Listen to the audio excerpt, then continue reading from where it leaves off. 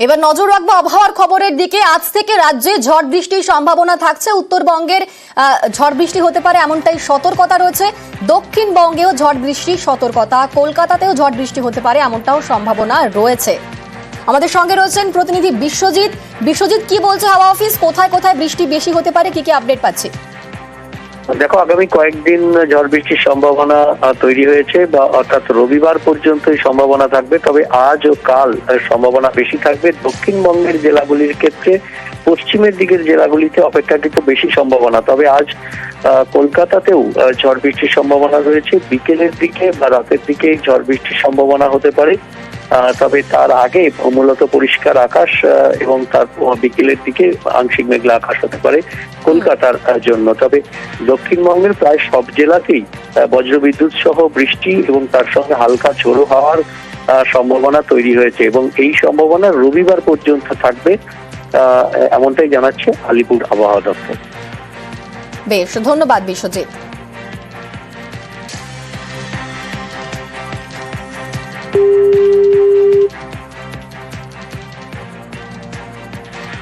গতকাল কসবায় ধুমধুমার পরিস্থিতি। চাকরিহারাদের DI office অভিযান এবং তাতে রীতিমতো ধুমধুমার পরিস্থিতি সৃষ্টি হয়।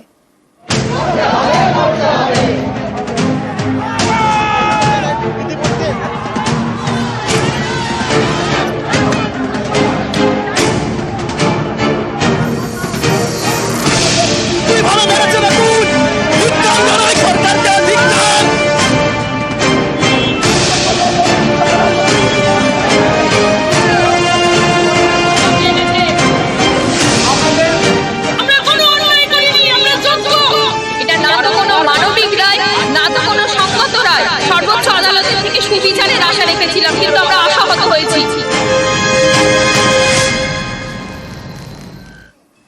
গতকাল গোটা রাজ্যে ডিআই অফিস অভিযান চাকরিহারাদের, আর কসবায় ধুমধুমার পরিস্থিতি নিয়ন্ত্রণে আনতে লাঠিচার্জ করে পুলিশ। তবে চাকরিহারাদের লাঠিচার্জ নয়, পুলিশ সুপারদের নির্দেশ এডিজি আইন শৃঙ্খলার। গতকাল কসবায় চাকরিহারাদের বিক্ষোভে তুলকালাম পরিস্থিতি। বিক্ষোভ সামলাতে পুলিশের লাঠি। তবে সহানুভূতির সঙ্গে পরিস্থিতি সামলানোর নির্দেশ। চাকরিহারাদেরও শান্তিপূর্ণ আন্দোলনের আর্জি।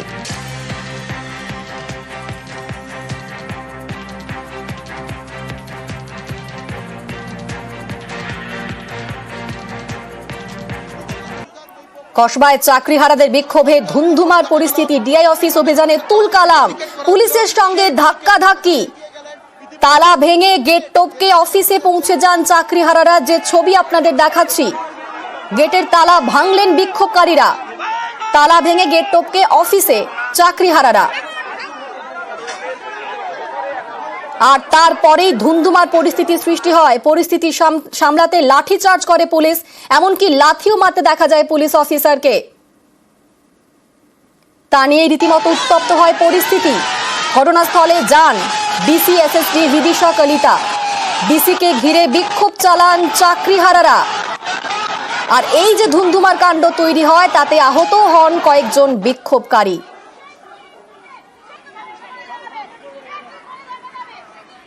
ঘটনাস্থলে যান ডিসি এসএসডি বিদিশা কলিতা এবং ডিসিকে ঘিরে বিক্ষোভ চালান চাকরিহারারা। সেই ধুমধুমার পরিস্থিতিতেই আহত হন কয়েকজন বিক্ষোভকারী এবং তারই পাশাপাশি জখম হয়েছেন 6 জন পুলিশ কর্মীও। নির্মমভাবে মেরেছে পুলিশ, নির্মমভাবে কিভাবে মেরেছে দেখুন। ধিক্কার জানাই সরকারকে, ধিক্কার জানাই, কি নির্মমভাবে মেরেছে। তারপর 6 জনকে আটক করা হয়, পরে অবশ্য তাদের ছেড়েও দেওয়া হয়েছে।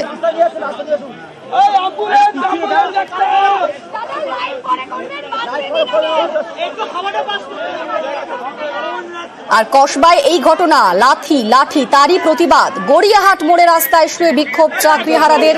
গড়িয়াহাট মোড়ে মানববন্ধন হয়, আর তারপর রাস্তায় শুয়ে বিক্ষোভ দেখান চাকরিহারারা, যার ফলে ব্যাপক যানজটেরও সৃষ্টি হয়। গতকাল গড়িয়াহাট মোড়ের সেই ছবি আপনাদের দেখাচ্ছি। রাস্তায় শুয়ে বিক্ষোভ চাকরিহারাদের, মানববন্ধন হয় সেখানে, এবং তারপর রাস্তায় শুয়ে বিক্ষোভ দেখান চাকরিহারারা। কিভাবে মেরেছে দেখুন। ধিক্কার জানাই সরকারকে, ধিক্কার জানাই, কি নির্মমভাবে মেরেছে।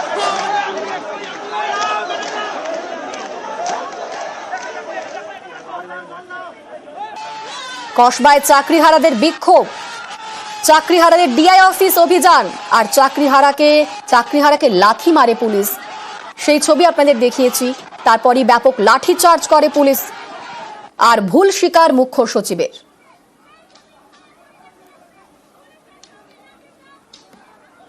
আজকে যে ঘটনা ঘটেছে আপনারা দেখেছেন, অনেক জায়গায় সরকারি যে সম্পত্তি আছে এটা ডিস্ট্রয় করারও চেষ্টা হয়েছে।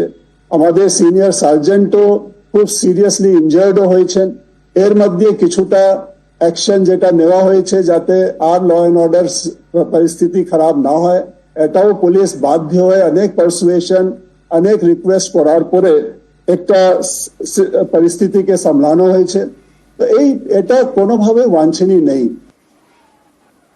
চাকরিহারাদের পাশে রাজ্য, বার্তা দিয়ে শান্তি রক্ষার আবেদন।